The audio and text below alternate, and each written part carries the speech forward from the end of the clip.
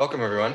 My name is David Ciccone. I'm an assistant professor of political science here at GW, and I'm delighted to welcome you to the first 2023 edition of New Voices on Eurasia. This is a speaker series sponsored by Ponar's Eurasia that brings the best and the brightest young scholars from around North America to come and share their research in a more public-facing audience. So this is not going to be as conventional as an academic talk, but more of an opportunity to discuss some bigger trends in the region and have some really distinguished younger scholars present their cutting edge research in DC. So we're delighted today to have Professor Erlich here from McGill.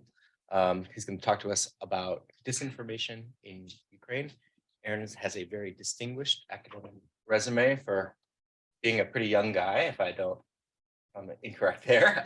He's published in the top journals in political science on a variety of subjects. And I think Aaron can speak not just to the post-Soviet or Eurasian region, but to dynamics of disinformation and other elements of democratic development and transparency and freedom of information in a variety of different contexts. So we're delighted to have him here to share his research and his thoughts.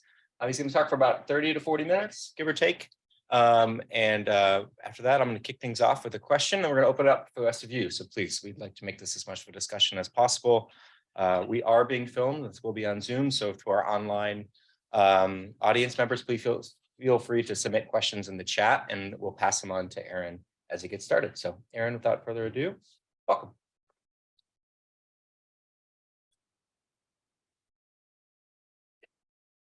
Thanks very much, David, and thanks everybody at Ponar's for giving me such a warm welcome and the kind invitation for coming to speak today. I have been working in some form in the region for the last 20 years, so I'm maybe not quite as young, but I still like to think of myself as a young guy. I'm going to talk to you, I have earlier work in the region in the Caucasus, but I'm going to talk to you more about my work in Ukraine today, which I started doing post-2014 in Georgia. And I'm really going to try to stick to kind of lessons learned from behavioral political science and what we can learn from it. And while I don't always have time to mention all of them, I'd really like, I collaborate with a wide variety of co-authors and NGOs and Ukrainian institutions. So I'd like to acknowledge that some of that will go unspoken as I don't have time, but they're there, and I'm happy to talk about more of that. Is that moving? Now? There you go. Oh, okay. So, I want to actually go back in time for a second. Oh, sorry, that's one slide there. And just say that I want to take us on a journey, like a data journey, through a bunch of unpublished and published studies, and along with colleagues' work, try to kind of lay out a narrative how we should think about propaganda in Ukraine before and after February 22, and kind of approaches how we should see the problem in the current moment and what approaches we might take to ameliorate the situation to the extent that we can. I want to say that, like, I think that there was a lot of really good work being done before February 2022, and often it was treated with a little bit of skepticism. Like, I don't actually really believe this. It can't really be true. But there was a lot of pretty strong evidence from my work and others that Ukrainians were honest about their biases towards Russia or Ukraine, and overwhelmingly supported Ukraine along a wide variety of dimensions over Russia. There wasn't preference falsification or other forms of kind of, lying about how people saw the world. The vast majority of Russians did not want closer ties with Russia. Graham Robertson and Grigor Pope-Elikis have some very nice work on this. And the disinformation, at least post-2014, was maybe not as global a problem as many people made it out to be. That is, Ukrainians were generally able to distinguish pro-Kremlin disinformation from true media. And those who adopted a more analytical approach, who really engaged with the material, were even more likely to be able to do so. However, there was more, those with more access to Russian state media were more likely to believe pro-Kremlin disinformation or pro-Kremlin propaganda. I'm going to use those terms interchangeably.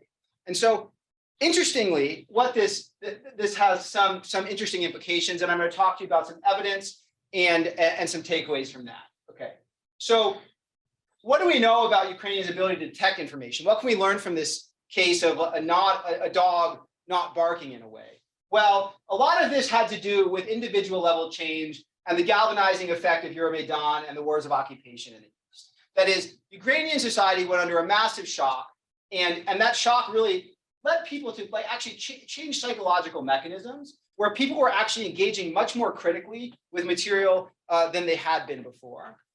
And there were a process of linguistic reorientation, which had already started to occur, started to move faster in 2014 and has now gone through the roof after 2022. And I'll show you some data at the end that this actually matters for disinformation, and that we have some experimental data on that. Okay, and this was a topic that I went back and looked in the Wilson Center and other venues in DC, along with venues in Ukraine, debated the Ukrainian government's censoring of Russian state media and social media platforms owned by Russia. This was seen as an undemocratic or not the right thing to do. And there was a lot of debate about whether it worked. I think we have pretty strong evidence now that it did work in the way that the Ukrainian government wanted it to work. And so this really has strong implications for what we think about disinformation management. I have less data on this, but I think it's really important to highlight is that Ukrainians as civil society has gone through a massive transformation since 2014. And there's a lot of respect for fact-checking and debunking organizations, but there's also organizations just doing amazingly innovative work. I was on a phone call just a little while ago with an organization that is thinking about ways to meet people where they are in ways that have not been done before, posting advertisements on porn websites, football betting websites. The people that you need to access are not reading your publication. They're not reading your policy memo, okay? And so you have to try to meet people where they are. And the Ukrainians have gotten very good at doing that. And so we should learn from them in interesting and critical ways. Okay. So overall, hindsight is always 2020, but I think we focused too much on social media prior to 2022. We did not pay enough attention to state and state-run media, and we need to have a more nuanced understanding about how to combat disinformation, micro-targeting in the U.S. type of style, and we can really learn a lot from what the dynamics of Ukrainian civil society. I'm going to talk a little bit about some of my work. I'm happy to talk more a little bit later about whether their behavioral change among Russians in Russia is actually possible, okay, and what that might look like. And I have a little bit of data and evidence about that. All right, okay. So just a few data points. This is a categorization scheme. One thing academics like to do is try to categorize. And I actually had a great time going back and reading the political science literature from the 1980s about KGB strategies. And surprisingly, many scholars have now said the same thing. Russian strategies of propaganda now look very similar to what was going on in the 1980s in terms of both strategy and themes. In fact, much of this was taken from an article by Meiselman from the 1980s. Okay, so what we see is that there's a few different types of strategies that Russia used. They try to build up Russia as a better place. They try to attack the West, and then they try to undermine the government of whatever country they're working in. And then they focus a lot on historical themes like Nazism, but all military and politics and economics in different measures. And so what we did is we worked with EU versus Disinfo, which is a project of the European Union to collect Russian propaganda stories. And we, oh, it's not showing up on the slide. Okay, that's okay. And we took 98 different stories that were published under different themes and different strategies. And we served a representative sample of the Ukrainian population, 16 of these stories. And so they were randomly assigned to read stories. And these are the averages. There's little gray lines that are not showing up on this PowerPoint. But what I can show you is that for all the topics besides the economic topic, Ukrainians are pretty good at telling the true stories from the false stories. And it didn't matter what strategy they used. The Ukrainians still didn't believe it. Okay. And so here, this is showing you the averages, but we have lots of different stories. And so these are averages over many stories in each cell. The one area that was more problematic was economics. And I think that's unsurprising. And if one is going to pay more attention to disinformation, the economy is really, I think, the place to put one's effort. And as we know, the Ukrainian economy has had a lot of problems. So it's not unsurprising that this might be the area where disinformation was more accepted. Okay, so what have I told you so far? Well, there's a lot of Ukrainians built civil society institutions, and this institution building is present really all over the place now. I'm going to show you a little data at the end about estimated rates of Ukrainian volunteering in various areas of civil society. And the previous Russian invasion really galvanized people to think critically, and that critical thinking probably contributed a lot to Ukraine's ability to detect pro-Kremlin propaganda. And while controversial, the banning of Russian TV and social media, which is filled with propaganda, likely helped substantially. Okay. So what evidence do you have? This is now not my work, but a really, really nice paper by Pesachin and Rosenes that appeared in AJPS in 2018. And what they did is they leveraged where television signals were in Russia, because once Ukraine banned television, they couldn't ban the television signal from reaching people right along the border. And so what we can do is kind of leverage this quasi-experimental. It's kind of like an experiment. These people here look a lot like these people here, but these people don't get the Russian television station signal, and these people do. And so what does that mean? Like, what is Russian television actually doing to Ukrainians, and particularly those right along the border? And what the paper finds, which is I want you to pay attention to the lines that are above zero. This is by which language you mainly speak at home. And so what we find is that people who generally spoke Russian, okay, trusted Vladimir Putin more, thought the post-Maidan government was illegitimate more, voted for pro-Russian parties in Ukrainian Verkhovna Rada at higher levels, okay?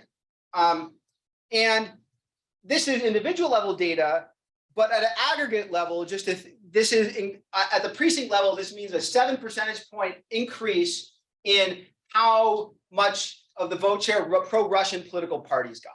That's a massive change in voting behavior from banning television. And just to think about what this means, this is trust in Putin, a dictator who has just supported an invasion of your country. Okay, so Russian television and the banning of Russian television clearly affected particularly the Russian-speaking population of Ukraine. A similar study, a very neat study, was also Ukraine. Just to step back, Ukraine banned Russian state media in 2015 and 2016, and then a year later they banned a bunch of Russian social media and media companies, including Kontakte, Odnoklassniki, Mail.ru, and Yandex. And the ban was really a soft ban in the sense that Ukrainians were still really able to log on. But a really nice paper in the Journal of Politics uses a counterfactual, again, kind of like an experiment, people on both sides of the Kherson Crimea border. And these are people that were affected by the Kontakte ban on the Ukrainian side, and these are people that were in Crimea and therefore were able to continue to access Kontakte in the same way that they were able to access before the ban. And again, what we see, which we see in a lot of studies of Chinese social media, is that people are still logging on, right? We all know that VPNs exist, and that it's pretty easy to circumvent these bans on social media. But paying attention to what happens on the right side here,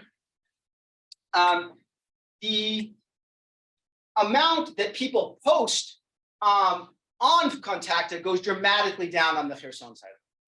Okay, and so what's happening is that this friction that is induced by making people go through a VPN and actually spend the extra time and effort means that these people are actually posting much less on social media. And so if we try to read these two papers together, we can see that this is, again, probably likely really diminishing the effect of pro-Kremlin propaganda and pro-Kremlin disinformation that is present within Ukraine.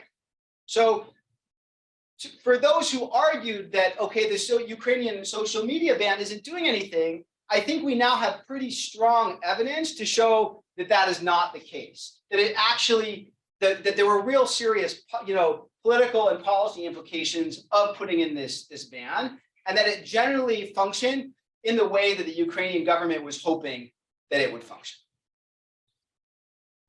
All right. So what can we do beyond this, and kind of just for the region in general, what matters? So in another study that we have with Dave Rand, who's at the MIT and is a psychologist,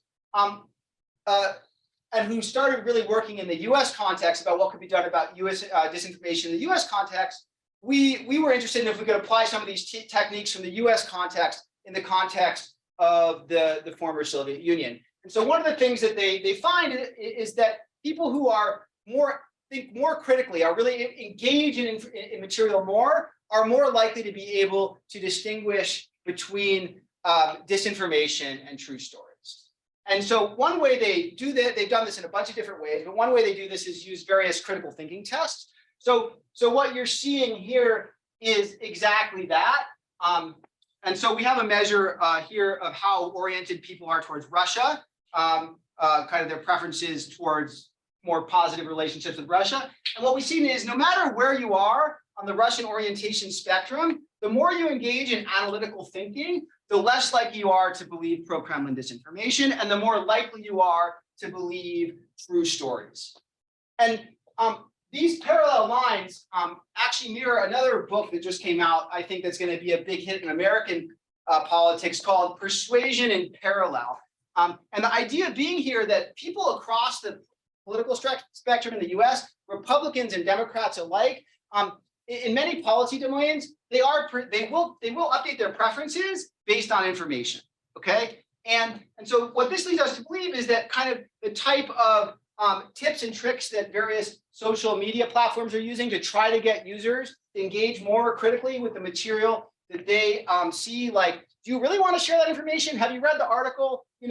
Those types of things where people are reminded that they need to think about what they're sharing, or they think about what they're reading, are going to work in the post-Soviet context, and they're going to work across at least one divide in the political context in Ukraine. And this paper is up on the political psychology website. It's forthcoming, but it's not out yet. Like in a journal issue, but it's out to the world.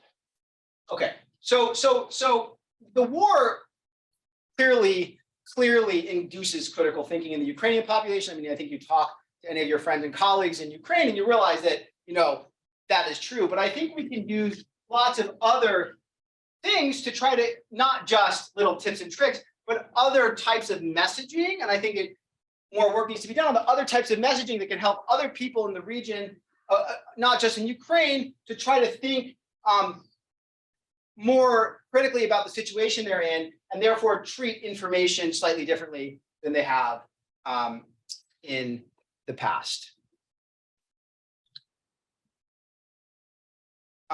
Okay, so now we can talk a little bit more about the current moment and some more data. So we know this, and I think Anton Shcheikov was here and actually gave this talk, that Russians dislike foreign critical media, and they prefer state media content, and that this has been pretty stable throughout the war. And Russian public opinion, is hard to gauge, but it seems like the support for the war has maintained a fairly high level of support. And there's not a lot of hope that they're going to start liking, non-critical media. So what else could we potentially do in the region to try to help spread more critical thinking about pro-Kremlin disinformation and more critical thinking more generally? So this is kind of a pilot study that was done for us by Gradus in Ukraine after the war's onset.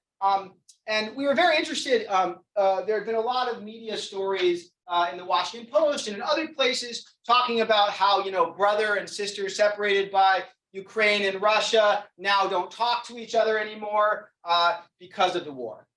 And we wanted to actually know, kind of in a more representative sense, how true that was.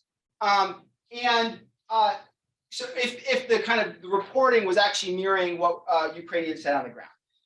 And so the first thing to know is that there are different mechanisms by which Ukrainians and Russians are separated. But about half of Ukrainians report having at least one relative in Russia.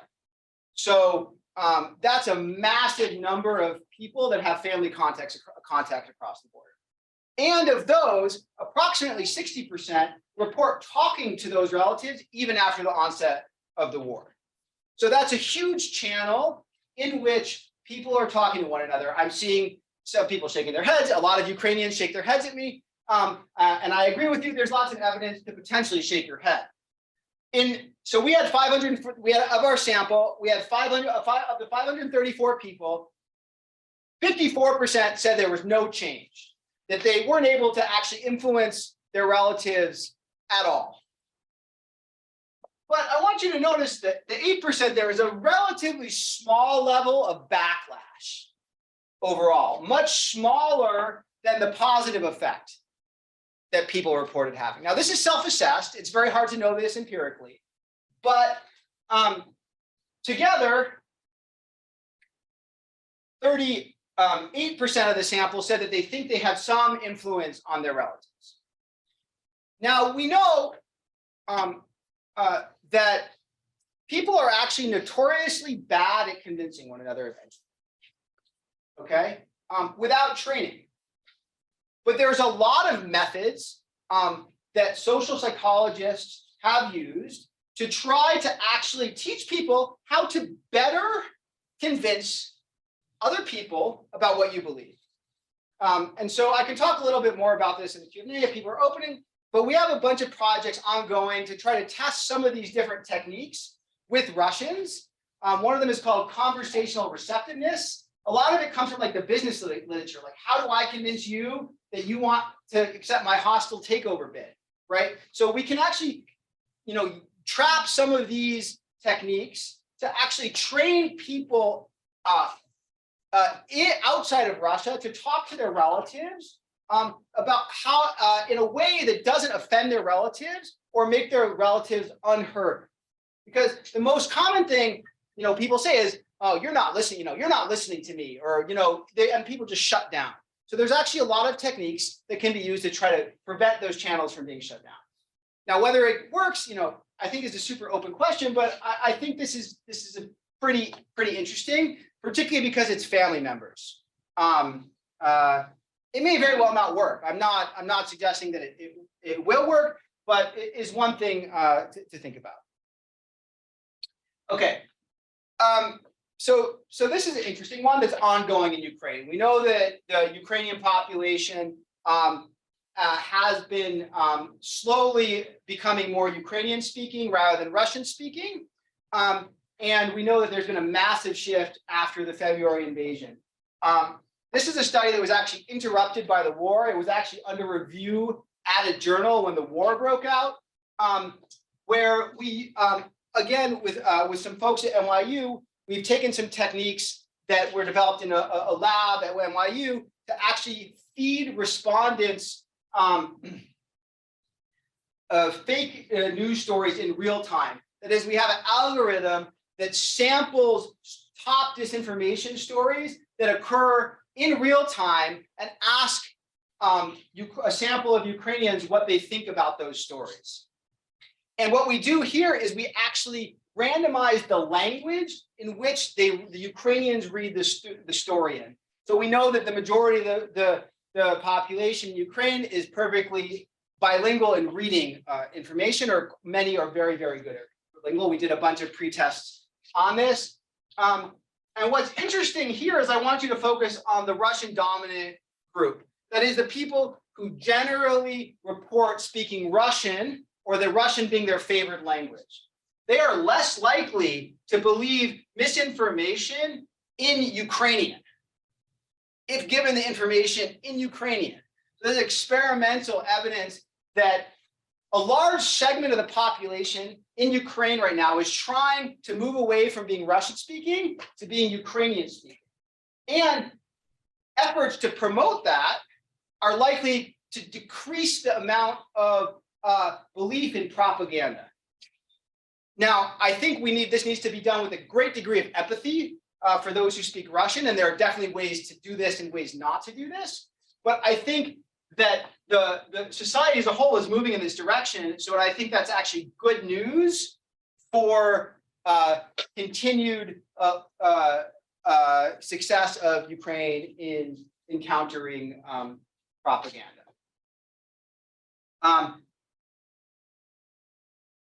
This is pre-war data, so I'm a little bit less want to speak about the Ukrainian dominant groups, because I think that's probably changed. But I think the Russian, I would imagine the Russian dominant group we're hopefully to put this back in the field again very soon. So stay tuned. I think this also has larger implications for the region generally in places like Moldova and Belarus and other places as well. So I think it's something that people don't think a lot about, but potentially has interesting kind of citizen awareness effects. So this is data from another study that was just in the field over the summer, where sponsored by the Canadian government, where we actually asked about Ukrainian rates of volunteerism. And we actually run a bunch of experiments to see if Ukrainians are over-reporting their volunteerism. And we have a bunch of correlational findings as well. I could talk about those if people are interested. But there's a massive amount of people that report being volunteering to fight Russian propaganda, okay? But just generally, the society is incredibly mobilized. There were studies that were done after 2014, and the estimates are more than tenfold lower than this of volunteer mobilization after Donbass. Okay, so this is full-scale civilian mobilization of the population towards pro-social, well, mainly pro-social ends. Okay, and so if we can harness again these people to work, anything we can do to harness this massive societal mobilization towards achieving better outcomes is going to have an effect at scale in the current moment. It's a large question, the extent to which this type of mobilization can continue over time. But currently, we should be able, to at least try to help with it. The policy can potentially help with this in several ways. So I just think this is super fascinating, and it's some of the first data that's really put kind of numerical evidence on how widespread this type of activity is. All right. So since I'm 3 minutes from half an hour, I think, from a policy perspective, I think we really want to continue to promote critical thinking and promote critical thinking in ways that haven't been done before. I think harnessing linguistic reorientation is important and often not thought about as much in policy circles. We can potentially teach skills to people with connections to Russia and other authoritarian contexts to better reach out. That is, social media plays an important role in our life. We have all kinds of people on Telegram and other channels that are really talking to each other all the time. and anything that can be done to help people be more convincing for pro-social, pro-democratic ends might be helpful and useful. We can further help NGOs and listen to Ukrainian creativity and learn from them, just like I've learned from many of them about different techniques they're using to target populations that I would never have dreamed of. And finally, we should think carefully and judicially, but not rule out media bans. I mean, we don't get to decide, but I think that the empirical evidence supports that the media bans, at least in the context of Ukraine, have done what they set out to do, which is at least one kind of metric of policy success in the sense of meeting an objective.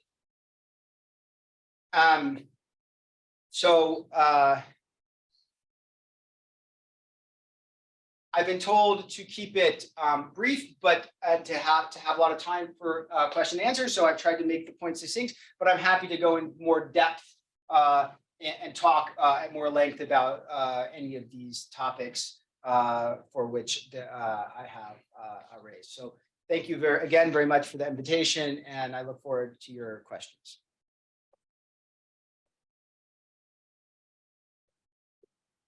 So thanks, Aaron. I'll kick things off with the first question, and then we'll go to the audience. So you made a really, I think, provocative and convincing argument that Ukrainians are much better than they were at detecting propaganda and disinformation. They're much less vulnerable to like the Russian media machine.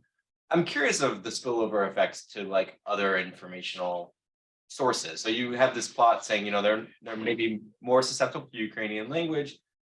When you have this kind of source of information that is easily labeled as false, that is antagonistic to the country, I think it's probably an easier hump to get over than potentially if and when politics goes back to quote unquote normal in Ukraine. Right. Are these steps or strategies going to have longer term effects on citizens' ability to function in a democracy without this type of external threat, and where some of the disinformation is going to be coming from domestic actors? Is there any way to test that, or just even speculate about how permanent is this skill building that you've identified vis-a-vis Russian propaganda? Yeah, so thank you for the question. I mean, it's a great question. I mean, the first answer is like, as an academic, I have to say like, okay, there's a lot of uncertainty. I don't know, right? Sure. Like, I'm not a professional forecaster. But a few things. I was talking just before the meeting. So I have a bunch of other studies on the receptiveness to corruption information in Ukraine. And so how, a traditional issue in the Ukrainian context, particularly before the war, was how do we get Ukrainians to be less willing to give bribes, not just for bureaucrats to ask for bribes, but we show actually that there's a lot of variation contextually and individually in Ukraine about whether people give bribes. And so I guess I'm actually a bit of an optimist here, because one of the major correlates of being able to be persuaded is age. And we see that across a lot of different studies that we've done. And some colleague, Henry has a paper about age as well, where he has a similar finding. And it's the younger people that are actually persuadable. And talking to just some friends in college in Ukraine, this is entirely anecdotal, so I'll just speculate, is that there's a real sense that you really have to triangulate information. And it's not just about disinformation, it's about any information. And so to the extent that that practice continues, particularly among the younger generation, I do see it having spillover effects outside of wartime. I think the interesting thing is the really kind of interesting policy, like political science question is, how do you actually promote those spillover effects to other environments that aren't Ukrainian, where there hasn't been this galvanizing event? And that I think is really tricky, because it's not so straight, it's not so clear to me what does that. I think smaller things could matter, even just reminders to people that, but it does require more thought about how we kind of translate that into other environments that aren't as mobilized as the Ukrainian context. I mean, I worked in Georgia for a long time, and I think of that as being actually a kind of a good test case, because there have been a bunch of efforts there that haven't been successful, and Russia also invaded Georgia. So I don't have a great answer for. I'm optimistic to the first part. In terms of the spillovers, I mean, I think we have to try different things, and it's not clear to me what prima facie what is going to work, but it's something I think we should work on. We have lots of questions and we have lots of time, which is good. Let's take two at a time, maybe starting in the front row and then yeah. Mitchell Pullman, I've spent a considerable amount of time in Ukraine, OSCE on elections work. This week's in Mariupol, 12/20. Sorry. And my question is, I'm wondering to what extent your research takes into account migration, because I think this is often overlooked, that people who are more comfortable living under Moscow's rule have been free to leave at any time in recent years, something I keep pointing out to people. You know, if you wanted to move to Russia, you could. And it's, you know, I found in Ukraine, it was really almost entirely the elderly population, you know, which was not able to move, that was still really pro-Russian. Not all of them, of course. I mean, if you were speaking to people who were pro-Russian, they were usually on the elderly side. And it doesn't really surprise me, frankly, that most Ukrainians, you know, are not really believing Russian disinformation, because it tends to be pretty over the top and conflict with what they know in their own experiences. You know, what they know about life is like in Russia and what they know life is like about in their own country. In fact, I frankly, it seems to me people outside of the region, Europeans and even Americans, are perhaps a little more susceptible to believing Russian disinformation than the Ukrainians are, including Russian-speaking Ukrainians. So I'm wondering to what extent these things have been factored into your research. I think you can go ahead and we'll queue it up over here, and if you want to respond to that question, we'll just keep it going. So I mean, it's a great point. In this most recent survey, we tried to actually reach people outside of Ukraine who still had Ukrainian phone numbers. But if people have permanently migrated to Russia, then we have no way of identifying them in a survey of the Ukrainian population. The Ukrainian State Statistics Service is not, I mean, it's a military secret at the moment, post 2022 population movements. We have some data from surveys about people reporting about moving within Ukraine, but it is true that Ukrainians who self-selected into moving to Russia are not part of the sample. So I can't say anything about that population, nor would I feel comfortable to. Though I agree with you that there clearly is selection. If you move to Russia, you're voting with your feet. Yeah, I mean, I'm just pointing out that, like, over the years, you know, right, when you look at it over expanded years, what extent that could account for changes in thinking. Right. Yeah. In the statistics. Yeah. Yeah.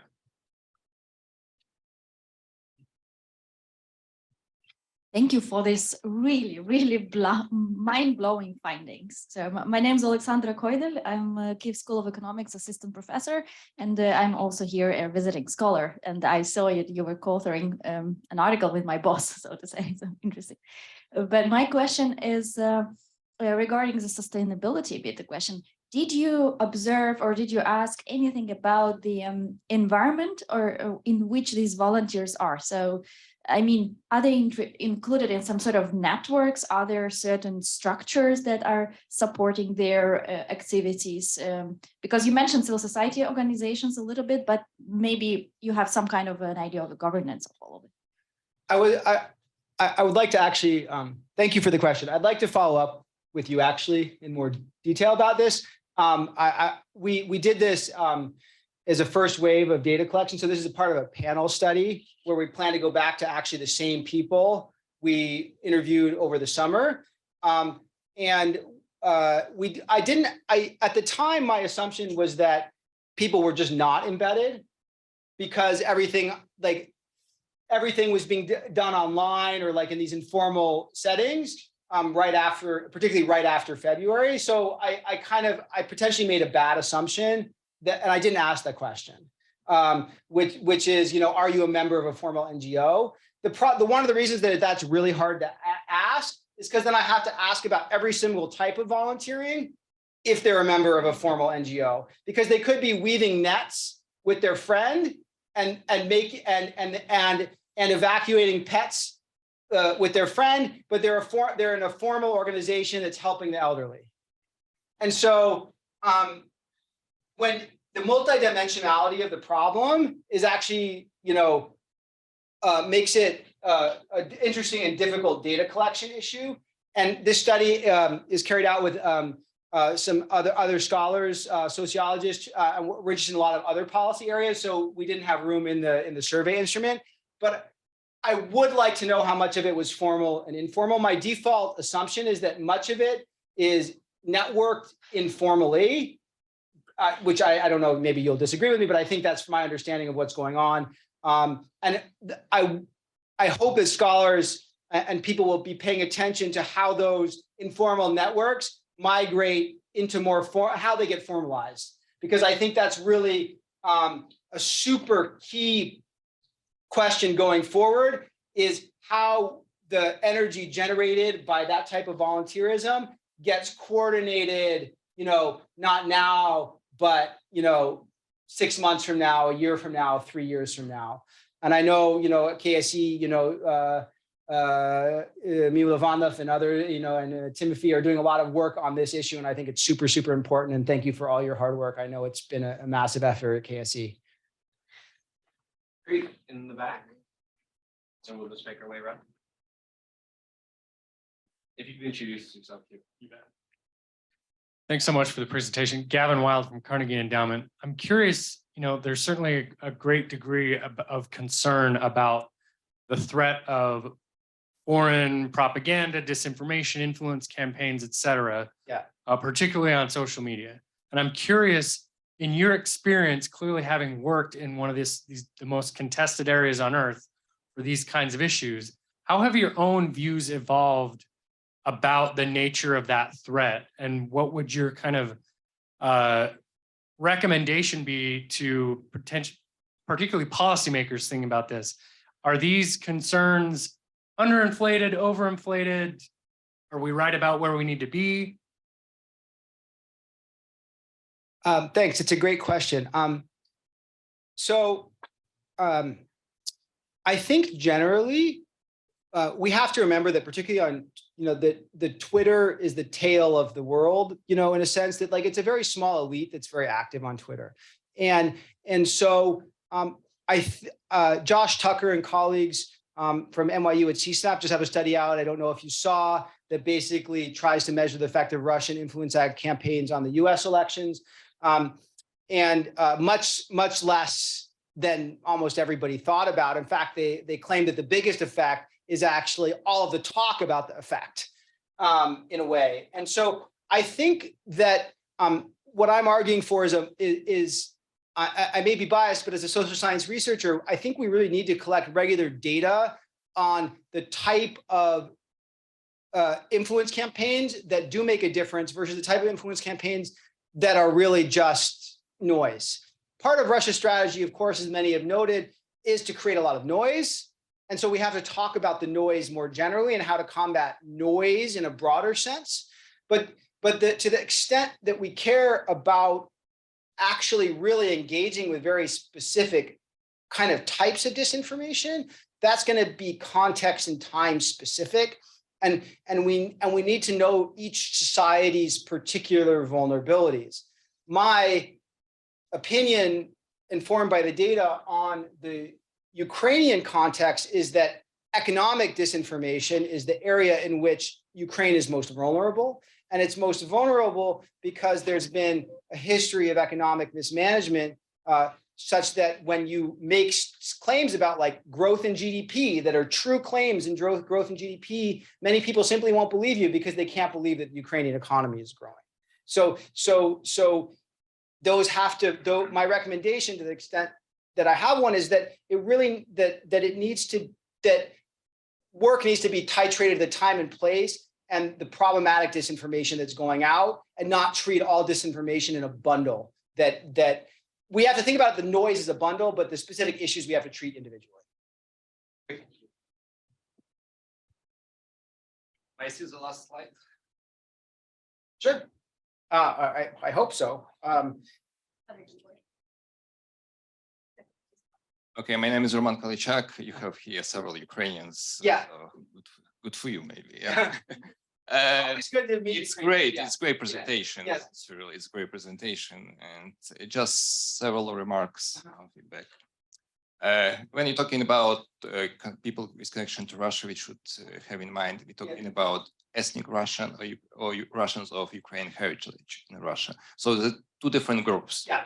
Trust me, you should take this factor of fear. People just afraid to Right. recognize what's going on, and this is based on my own experience. Right. They will not just say they know what's going on, but this is a very vulnerable group in Russia. Yeah, so there's one remark. It's very important about language does matter, and this is the case of Sputnik. I told you about it before. Yes, you will not find Ukrainian language version in Sputnik. You will find in Belarus, in Abkhaz, in Georgian, Estonia. But in terms of speakers of Ukrainian speakers, it's millions. You will not find Ukrainian. It's in your language. What is important? It's you mentioned anything about these 3 domestic new channels of Medvedchuk pools. Yes, this was very subtle way. It was not promote to Pro-Kremlin propaganda. It was to undermine, as you mentioned here, undermine Ukraine from within. Yeah, it was the main point was to discredit authorities and everything that was in the post-Euromaidan revolution, etc. It was not like to promote Russia. It was a very subtle way, but they respect language legislation. So it was in Ukraine, by the way. One of the channel was Western Ukrainian channel. Yeah, so for many Ukrainians, it looks pretty legit. It was again, we should not undermine in this case. And another important thing you true about this is we're talking about Russian Pro-Kremlin propaganda. It's usually upgrade version of Soviet propaganda in many cases, especially in content. Especially, it would be very interesting to connect two things. I mean, here what was in 80s and 70s and how they this against Ukrainian nationalism. You will see this is just upgraded version now. It's nothing new in this case. Yeah, thank you. Thank you. I just actually wanted to pick. I'll pick up on one of the points. Thank you for adding nuance to my talk. The population of Ukrainians who have relatives in Russia is a really complex one, in the sense that there are people in Ukraine whose family are predominantly in Russia, but were like transferred by the Soviet military to a base in Ukraine in the 1980s and still live in Ukraine. So you have a small number of Ukrainians in a predominantly Russian family. Then you have the wave of economic migrants, people who think of themselves, and most of their family is in Ukrainian. You know this. I'm just saying this for the rest of the audience. And then migrated back. Then you have the more recent migrants who have kind of voted with their feet. And again, figuring out the right targeting of these different populations and who might be the right advocates is not necessarily straightforward, as these people have different proclivities and backgrounds and locations within Russia. We asked people actually where in Russia their family members were, and it's pretty widely distributed out of the Milaniki as well, out of the big, large Russian cities. So there is, potential to talk to those people who may indeed be very, very fearful and not want to talk. And so what can be done is, as I said, I'm not sure it's going to work, but there are some possibilities there. Yeah, thank you for the comments. The first time.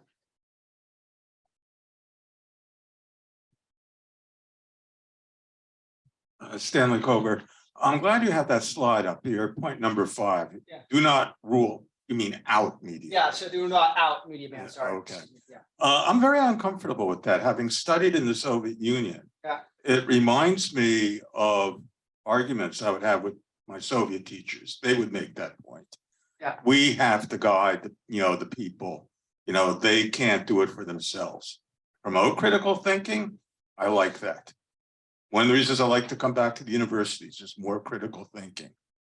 But the media bans I associate with the Soviet Union, they banned radio for Europe and, radio liberty. And I'm just uneasy with the idea that we are, recommending policies that I associate with the Soviet Union. Thank you for correcting my typo. It would be out of form to not have one. I agree with you. It makes me uncomfortable as well. If from a North American perspective, the idea that you're simply going to say, okay, these media outlets are not welcome in my country is one that's very anathema to much of the American project. On the other hand, every service like Twitter has a terms of use, right?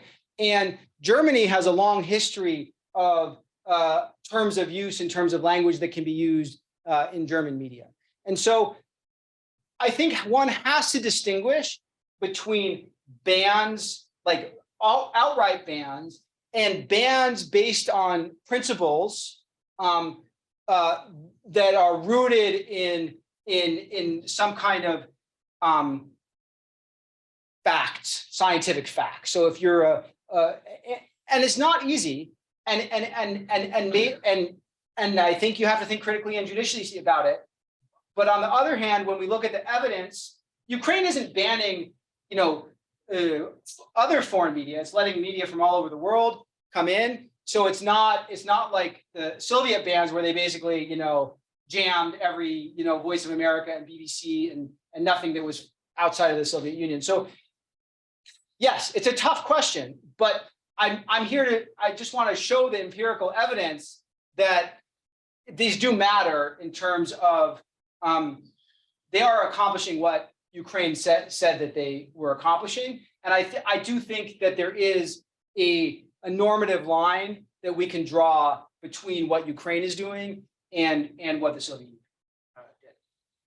But I agree, that's why it is, one must be careful. Okay. Yeah, I would add kind of like an addition to my earlier comments. That ban was, applied in rather strange ways. I mean, because when I was in Mariupol in the fall of 2020, Medvedchuk's channels were all over the place, and he was on there every day promoting the Russian COVID vaccine and complaining that, about Western vaccines being dangerous and all that. While at the same time, Doj TV, which was banned by the Kremlin, was not allowed to broadcast in Ukraine either. It had been when I was there in 2014. And I thought that was a mistake because the Russian-speaking population watched it, and got accurate information about Russia. So I'm not sure that the ban was even, how effective it is, that's up to you, but it wasn't really evenly applied. So That's a great point. I mean, I think a lot more thinking needs to be like how these are written and what the adjudication process is for the station certainly leaves much. Medvedchuk was a Ukrainian citizen, Right. So he could have Right. I mean, okay, look, if you ask my personal opinion, like it shouldn't be on the basis of citizenship or nationality. It should be yeah. Right. Yes. So it was very subtle way. It was the case. Deutsch was banned because of Crimea. Yes. Because, Crimea was on Deutsch as part of Russia. This was a violation of Ukrainian legislation. That's it. But doing it another way would have been violating Russian legislation. Don't get too deep. All right. Okay. I mean, I think we can agree that, no legislation no matter, is perfect. So, and there, you know, it's a debate. Erlich. So Erlich Feynman from the State Department. So thanks for a really thought-provoking and really policy-relevant talk. I'm thinking, you know, since we're all on this topic of media bans, I wanted to maybe open for your consideration or others in the room, you know, thinking about the media ban of Russian language outlets or Russian state media in the Baltic countries, thinking about another critical population in terms of like the ability to spot disinformation and sort of, you know, inhabit their countries as sort of citizens that are promoting or, you know, supportive of whatever order they have in those countries. Have you thought about extending your work there at all to get a sense now in a new environment what they might be thinking about their Russian language media? Thanks. Yeah, I mean, I would love to extend this further. I had some discussions at the time to do it, but you know, the pandemic interrupted a lot of these things. I do think that one has to be careful about banning on the basis of language versus banning on the basis of content that generally appears in one language, right? Yeah, I'm not. I actually haven't. But again, I think this nuance for policy, like we can't just take off the shelf what works in Ukraine and say, oh, it's going to be the same in the Baltics. The Baltic situation is somewhat different, quite different. But nevertheless, there is a linguistic issue there, and I do think it deserves more kind of attention than it may have. Particularly the countries are smaller, so they tend to get less airtime. Do we have any Zoom folks? Are we? No, we do have lots of Zoom folks, but we don't have any questions. Okay.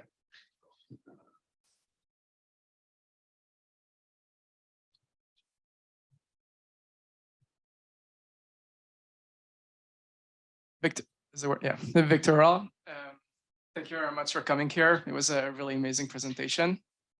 And this morning, I read an article about how the vice president in the European Commission proposed the potential creation of a Radio-Free Russia, similar to Radio-Free Europe. And you mentioned that the Russian public seems to be quite alienated by the foreign media and more supportive of the state media. But do you think this could be a potential idea? Or if not, or like if yes, how could they possibly make Russians more like trust them more, trust foreign media more? Great, thanks for the question. I'm going to refer you to two of my esteemed colleagues' work who work very specifically on this issue, Anton Shirikov and Ashley Bloom, who are both very active on researching Russian media. One of the main things about the Russian media is they've invested a lot of money in making very high value, content value publications, and not publications, content. And so the Russians actually really like the song and dance that the state television shows produce. And they like it less now that it's become entirely political all the time. So I guess, you know, my advice would be, if you're just going to replicate what's already out there, it's clear that it's, you know, another European thing is probably not going to work. They should study very carefully kind of work of people like Ashley, who've like looked at why the Russian media is popular among the Russian population compared to Dozhd and other stations.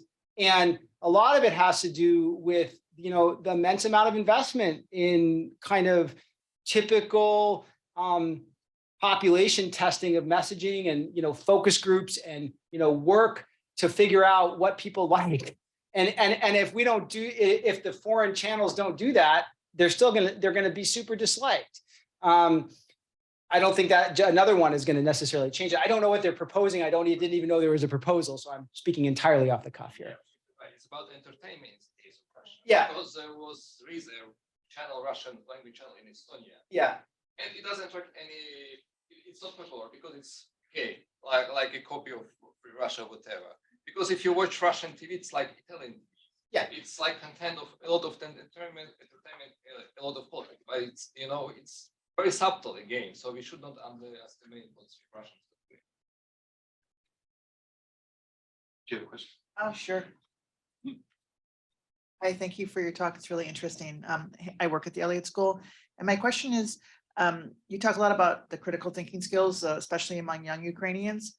What makes you think that, how has their education system possibly, helped create these critical thinking skills versus American population or other populations nearby, Georgia, Russia, et cetera, Belarus? I don't think it has so much to do with about my Ukrainian colleagues can please, disagree with me. You know much better than me, but it is my sense that it is not the formal education system, that this is much more about practices of youth that are reacting to the war on the ground, who have learned certain methods of communicating with each other, of verifying information with each other, of triangulating. And I don't know why that hasn't happened. And I could give you some off the cuff reasons why that hasn't happened in Georgia, because kind of a theoretical perspective, it should have happened in Georgia after 2008. And just one simple answer could be that the technology was very different. Like a lot of this is technologically mediated in a way that I was living in Georgia in 2008 during the war, and there wasn't that type of technological mediation at that point in time that there is now for the Ukrainian population. Many people were still on so quote unquote dumb phones where you had to SMS. There wasn't the same way of group chatting. There wasn't all of those methods that can be used for very bad things, but also have this a possibility to verify. And the way, in my understanding, and the Ukrainians will tell me if I'm wrong, that the youth culture has developed around. We've got less than a minute. It's not. It's only to complement, because what he said is informal education has been blooming because of the general belief that the formal education is not training the skills. And that's why I asked about networks, because there are lots of, for example, the Free University of Reforms or Maidan University, organizations like this. They are not even organizations, they're networks, and they conduct constantly all kinds of trainings, and capacity building between each other in peer networks has been developing in very informal ways. I need to add, because it's all university opens their doors. It's already state policy about critical thinking, especially about media literacy. Last 5 years, it's like ministerial policies. So university ministry encouraged. So to promote this critical thinking, these courses, yes, they offered usually by NGO, but university, this is usually part of curriculum. Yes, it is usually some kind encouraged, not mandatory, but encouraged. Yeah. On that note, I want to thank Aaron for a fascinating talk, and for all of you for coming and sharing your questions and feedback. I know Aaron will be available afterwards, so if you didn't get a chance to talk to him, come up, say hi. But thanks so much. We've got another talk next month. I'm pretty sure it's on Belarus, if my memory doesn't fail me, but hope you come back and join us again. Our New Voices on Your Ages series. So thank you very much. There's my Twitter handle and my email address. If you don't have time now, feel free. I mean, you can also just find me on the internet.